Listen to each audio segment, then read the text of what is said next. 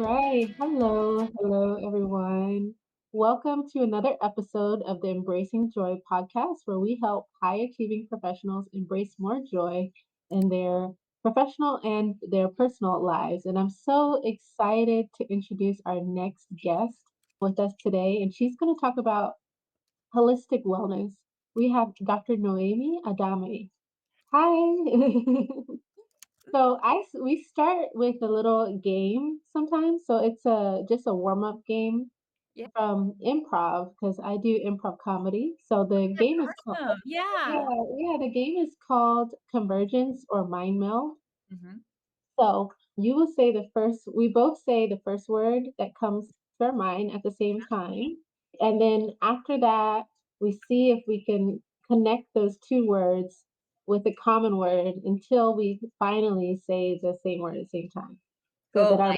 Okay. I think it's best just to play it. So on the count of three. So one, two, three. Tree. Lake. I Oh, said lake and you said tree. Okay, so something that puts a tree and lake together. mhm. Two, three. Nature. Oh, lake house. I thought for some reason I thought lake house. Lake house and No, nature. I actually thought about lake house. It, like, crossed my mind. That's a good. It's okay. So lake house and nature, something that puts those two together. Mhm. Mm, one, two, three. Views. Vacation. I put okay, vacation. I was thinking that earlier. And views. I put views. Ooh, yeah. Yeah. Uh-huh. So vacation and views together. Okay. Right. Okay. Mhm. Three. One, two, three. Mountain. Mountain. Oh my gosh! Yeah. Awesome. Yeah. That's awesome. See, so our minds kind of meld. So let me give you all the introduction of the bio of Dr. Adame because I want you all to know more about who you're talking to today. So she's the Veggie Over Pills doctor. She's a board certified pediatrician and holistic wellness advocate. She owns Culver Pediatric Center, which is a direct care practice that Mhm. blends lifestyle and integrative medicine in the care of complex pediatric conditions, including conditions such as PANS and PANDAS. Mhm. He is the author of Brain Boosters and a wellness column in the Culver Citizen. And beyond the exam room, in addition to all of that, he leads wellness retreats for women physicians to build and maintain joyful, sustainable practices. Wow, how do you have time? So it's I such have a great team. yeah, that's so important. Yeah. That's so important. So it's such a pleasure to have you here. Yeah, I'm super excited to be here. Like I was telling I just love the name of your podcast and its purpose and Mhm. so needed, so Thank needed. thank you. So you have built your practice to integrate both lifestyle and the holistic medicine. What inspired the Veggie Over Pills philosophy, and how has it transformed not just your patient's life, but your own approach to joy in medicine? So my parents were from Mexico, Mhm. and when I was growing up, my mother treated us with home remedies. Whenever my sisters or I got sick, or really when any of our family members got sick.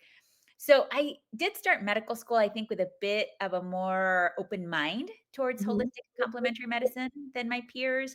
I always gravitated towards the crunchy side, but early in my career, there was not a lot of room to explore these holistic and integrative approaches. Certainly not when I was a hospitalist, when I started my career, or over the 5 years that I spent in the outpatient corporate medicine world.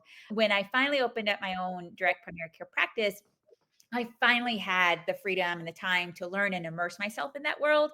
So Mhm. I did a lot of CME through the American College of Lifestyle Medicine and the Andrew Weil Institute of Integrative Medicine on the management of ADHD and autism. And I was able to integrate that knowledge into my Western training also. The impact has been incredible on the health of my patients and their families, anywhere from, oh, wow, my kids constipated anymore to, even little things like, "Oh my gosh, they actually ate some broccoli. They actually ate a vegetable." And Mhm. tangible metrics like improvement in body metrics and cognitive health and behavior, cardiometabolic markers like lipid profiles and hemoglobin A1C. And so for me as a primary care pediatrician, it has brought me so much joy because I'm not just doing sick care anymore. And that was one of the Mhm. reasons I was really burning out in the corporate world because doing sick care was just doing sick care was demoralizing. Even as a corporate outpatient doctor, I never felt like I was truly helping families make meaningful lifestyle changes because I didn't have the time. In 10 Mhm. minute visit, you don't have time Mhm. to build connections, you don't have time to build the trust. Now I have time. I can schedule a visit for 2 hours if I want to, or 45 minutes. And so I have the time not just in the exam room, but Mhm. also through community-based wellness initiatives that my clinic sponsors. Like, for example, we sponsor a free weekly yoga in our community that anybody can come to at the local library. And we also have a program called Camp Veggie, which I'm not going to take credit for this. This is completely spearheaded by our nurse, Becca. It's a program Mhm. for kids ages 5 to 16 where they learn about the connection between earth, food, and health. There's no way that we could have done, or I could have done anything like that when I was in the world of corporate medicine. So it really has brought me so much joy and rekindled my love of medicine to be able to Mhm. do things like that. Wow, that's wonderful. Has it changed how you care for yourself as well? Oh, yes, Mhm. absolutely. So I was a vegetarian since I was a resident and then became a vegan in 2018. So but really the change from going to from ethical vegan where you're still eating I was still eating like, vegan chicken nuggets and actually going plant-based, the impact on my gut health, my cardiometabolic health, Mhm. I mean, things like joint pain, brain fog, all of that was just incredible. So really it was a convergence of my professional and personal life, like a lot of things. And so I felt like when I saw the difference in my own health, I felt, okay, at this point, I'm irresponsible as a doctor not to teach my patients about lifestyle medicine, when you see Mm. these improvements. Wow. It sounds like the way you practice and you're able to spend time and do wellness visits and lifestyle visits rather than just only sick visits. Mhm. But when you're caring for children with complex conditions, Mm. it can still be emotionally intense, because they have conditions like PANS or PANDAS where the Right. treatment options may be few. Mhm. How do you protect your energy and stay grounded in joy while caring for, sick children? Right. So I think there's three prongs to this approach. And, I've been practicing for over 20 years as a doctor and I had my own primary care practice for about 5 years and taking care of, and those about 3 years have been where the community of complex patients has found me. And so by no means am I going to say that that I was born having this knowledge. It really has been years of process improvement. And really, it's three prongs that are needed to be able to take care of high labor intensive families and do it well and with compassion and kindness at the same time. As you said, protecting my own energy and my own health. The first one is my own mindset change. I used to be a hospitalist. I was a hospitalist for a little over 8 years when I first started my career. And so I did have this innate mindset when I first opened up my practice that every request was urgent. Every request had to be fulfilled within a few minutes. And as I got busier, clearly that was not sustainable. And so it has taken me a lot of time and working with my own mindset coach to free myself of that toxic culture and to really differentiate between true and false urgencies and to get and to ditch that guilt of, oh my gosh, there's this text in my inbox and it's been 10 minutes and it's been an hour and I haven't responded to it. um, Mhm. but it might not be something that's urgent, Mhm. not an immediate threat to safety, but so healing my own mindset has been key. The second is setting clear expectations for my patients, all about transparency and accountability. And for my founding patients or for my founding families, that has meant doing some retraining and resetting because they were used to, they sent a request for a refill, for example, and I responded within 10 minutes. And that's not sustainable as I've gotten busier in the last few years. So it has meant some retraining and a reset of expectations and boundaries. And, fortunately our families choose us, right? So 99.9% have been completely understanding about this. And then the third is establishing systems and processes that leverage tech and automation so that I have the bandwidth for that personalized aspects of care that cannot be automated, right? For example, one thing that was a game changer for me was because most of our families text us. We are a very digital practice. We're not the type of practice that, you call and someone picks up the phone. And so we communicate asynchronously with our families. So a few years ago, I added a text auto reply that states if your child is sick, use this link, and the link is provided to self schedule a same day or next day appointment and to call or leave a voicemail for urgent messages that I respond to text either the same day or the next day, and that refills will be fulfilled within 48 hours. And so that was a game changer because it relieved my anxiety about having to respond Mm, to messages immediately, especially as I got busier in my practice. And the system has worked, and our families are very grateful that they can just schedule an appointment and we don't have to be texting back and forth or trying to get information. I do a lot of pre-visit forms so that our visits can be as efficient as possible, and I don't have to worry about playing phone tag. So that's just one example of a system that I implemented that improved access, convenience, and quality of care for my family mhm, while mhm, unloading some of that decision fatigue and emotional labor because I didn't feel like, "Oh my gosh, I have to respond to this right away."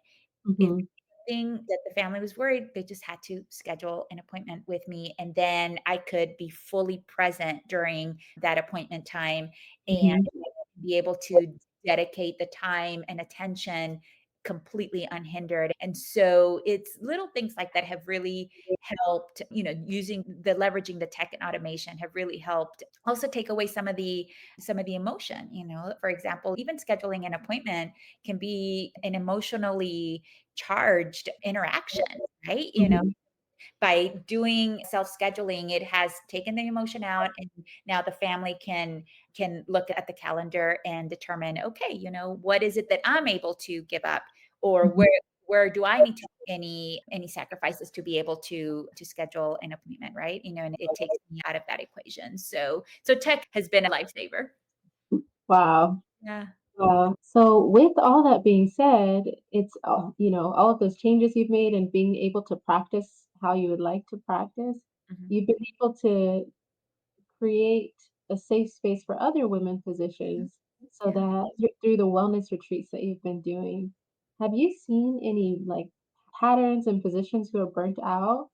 And what's one type of shift or practice that you would recommend for them?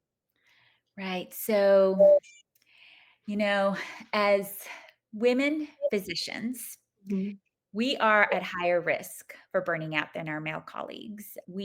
Studies show that we get 25% more messages from staff and patients. Total, it can average to about 60 messages or more per month.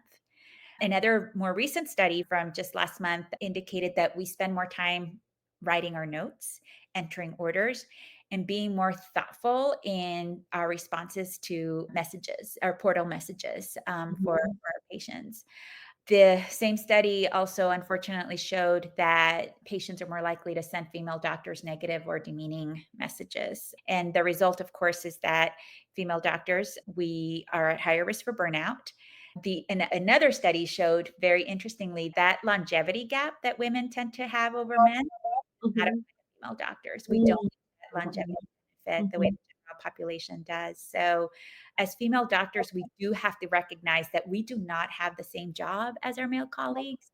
It is a completely different job, and we have to practice accordingly. So, for example, one thing that I have advocated for years, and I've noticed that this is more accepted amongst my female deep direct primary care colleagues, is that we Mhm. have to price in such a way that we have to keep our practice size smaller than our male colleagues, taking all that information from those studies into account, especially in the direct primary care world where there is no buffer between the patient and or the families and us. And once again, I'll talk about leveraging tech. It takes some of the emotion out of some of the decision making so that we can then expand our bandwidth and be fully present for the things that need that human touch. Mhm. Um, and I think that we are talking about it more freely. There's less stigma when we talk about these issues. Mhm. I think that the more we talk about it, the more we recognize it, it will help to reduce burnout and rekindle our joy in practice because and this is something patients want. Patients want us Mhm. to be healthy because if we're healthy, that means we can practice for a long time and healthy Mhm. doctors translate to healthy patients. Mhm. And I'm so excited about we're doing our first female only physician retreat in September here in my little hometown of Culver, Indiana. It's a little town in rural Indiana, but people actually come. We have a lake, and people come from all over the world to vacation here and summer here. So I am so excited to share my little town to heal the healers so that they can find joy in their professional and personal lives again. Mhm. I think that's so, so important, and the statistics, from those recent studies are kind of shocking. But Yeah. when you practice as a woman physician, you're not surprised. You're not Surprise. surprised. Yeah, Yeah, you're not surprised. and for me, it was a bit of a, like, validation, like, "Oh, so that's why I was staying longer than," like, while everybody left, I was still when the cleaning crew would come in and everybody was gone and I was still there. Yeah, that's why. So, yeah, there was a little validation there. Yeah, so definitely, for I think your tree is something that's needed. So everyone that's a woman physician that's listening, definitely when is it in September? Can you repeat? September 4th through 7th. Yeah, so it started the evening of September 4th, which is a Thursday. Mhm. And we're gonna have a massage therapist doing chair massages. We're gonna have like a dinner. We're gonna have, the check-in process is going to be all about starting to make meaningful connections. Then we have 2 full days of a combination. It's kind of like a retreat slash conference. There's no CME, but that's for next year. The goal is to eventually add CME, but it is about we focus. Yes, there's some mindset and kind of like the crunchy type events where we're even going to have Dr. Marina Capella come in and talk about self hypnosis. We're going to talk about mindset change and all that, but we're also going to talk about practical tools to build burnout proof practices. Mhm. So when you say crunch, you mean more like holistic medicine or Yeah, yeah, integrative? yeah, Yeah, yeah. because I haven't heard the crunchy term before, but Oh, yeah. yeah, like crunchy granola. Yeah, definitely. There's gonna be yoga, we're gonna have mindfulness, we're going to have nature walks, that kind of thing. That's great. That's great. So let's go into our wrap-up Yeah. questions. Mhm. So, doctor, who is a model for joy in your life and why? All right, I'm gonna try to say this without getting too emotional. My mother passed away in 2023. So she had a stroke that eventually claimed her life a few days later. But the day that she had her stroke, which I consider that the day that she died, really never came back. She went on a 3-mile walk with her friends. She baked cookies. She led a Bible study at her church. She worked in the garden. She had lunch with her friends. She did all that, and we think the stroke happened around 2 in the afternoon. So she had done all of that, and at first, I was very, like, angry because I felt like, if she was able to do, why did this happen? Right. And then I was telling someone this, actually, it was a patient's mom. And the mom said, the woman told me, oh my gosh, she had a perfect day. You know Mm, what? And I thought, you know what? And so I started looking at it that way. Like, yes, as unfair and angry as I had been, that, like not understanding why she was able to do so many things and then she had a stroke, I felt like, you know what?